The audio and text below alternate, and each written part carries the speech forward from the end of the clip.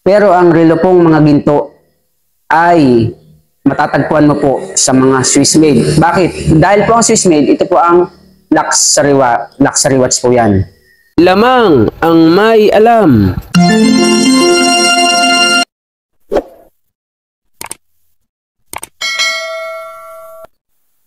Magandang panahon po ulit sa inyo mga Modern Treasures. Sana po sa video po natin ito ay sasagutin po natin yung katanungan ng ating isang kaibigan na tagasunod. Ito po ang kanyang tanong. Sabi niya, Sir, ano po ba ang brand ng relong mga ginto? So ulitin ko po sa inyo ha. Ang relo pong ginto ay maraming klase. Napakarami po niyan. Ano po? At yan po ay matatagpuan sa mga Swiss made. Swiss made na relo. Swiss. Meron po kasing Swiss made, merong Japan made, merong China made, made in China, made in Japan, made in Swiss, ano po. Meron po yan. Meron namang made in the Philippines. Pero ang relo pong mga ginto ay matatagpuan mo po sa mga Swiss made. Bakit? Dahil po ang Swiss made, ito po ang luxury watch po yan. Ngayon, ano-ano po ba ang gintong relo? Okay? So, dito po ay may ibibigay ako sa inyong sample ng ilang peraso ng relo na ginto. Ano po, marami po yan, pero bahala na po kayong mag-research ng iba kasi madali naman po makita basta gold watch. Pero ito po yung mga kilala po nating mga relo na kami po kasing mga alahero, mga relohero. Talaga pong nasa sa amin po ang list ng mga mamahaling relo. Kaya po, pag nahawakan namin ang relo, alam po namin kung ano ang halaga, kung may halaga ba o wala. May example po tayo do. Ito po ay 15 na mga iba't ibang klase ng relo na purong gawa sa ginto. Pero sila ay Swiss made. Ito po number 1, ang Rolex. Ang Rolex po ay talaga pong kilalang kilala. Sa pangalan pa lamang. Yan po ang Rolex na relo. Para tatandaan po natin mga Modern Treasures. Kapag ang relo pong Rolex ay kulay dilaw, kapag ang relo pong Rolex ay original, at ang kulay niya po ay dilaw, tulad po nito, lagi niyo pong itatanim sa inyong isipan. Wala pong gold-plated sa original na Rolex. Kapag ang original po na Rolex ay kulay dilaw, automatic po yan ay gold. Solid gold po yan. Kalimitan po sa Rolex, 14K. Ano po? Kaya pag sinabing ang relo ay original, ang Rolex niya, pag talagang ginto yung kanyang pinakang housing, ganyan, automatic original po yan. Pangalawa, ito po, Patek Philippe. Hindi po yan masyadong kilala, pero napakamahal po yan. Ito, pangatlo, Omega. Ito pa po, Tag Heuer.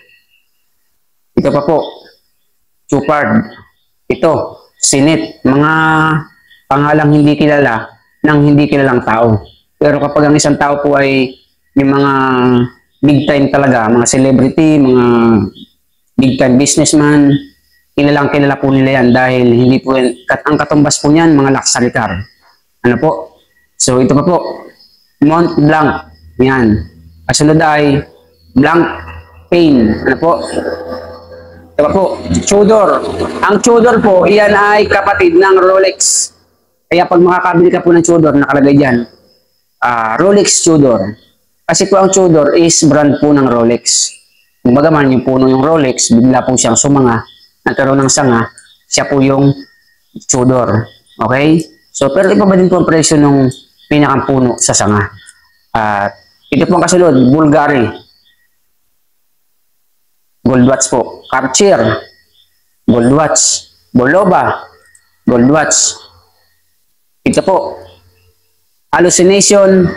Gold watch. Mga hindi natin masyadong kilala, pero pag isa kang alahero, trilohero, alam mo po yan. Ito pa po. Jigger Liculture. At ito pa. Vacheron Constantine. Napakarami pong gold watch na makukuha o matatagpuan Ngunit ang mga ito ay nasa Swiss. Ano po? Swiss made. Kaya po, kapag kayo ay nakaka-encounter, pakatatandaan niyo po ang mga pangalan ng relong ito. Kahit po yan ay stainless lang ha. Kapag po ang Rolex ay stainless lang, pati Philip, lahat po ng iyang relo na sinampol ko sa inyo ay stainless lamang. Ngunit original. Iyan po talaga ay may presyo. Tatapatin ko na po kayo. 1,000 po ang pinakamahina sa ganyan. Kahit po stainless lang. Sira man or buo. Kaya pag may Rolex ka sira, stainless, ngunit original, wag mo pong basa-basa bibitawan. Kung hindi mo talaga alam yung babagsakan o bibentahan. Dahil napakamamahal po niyan. Lalo na po yung Patek Philippe na yan. Yan, yung mga kasama nila. Lahat po yan ay, ang tawag po dyan, luxury watch.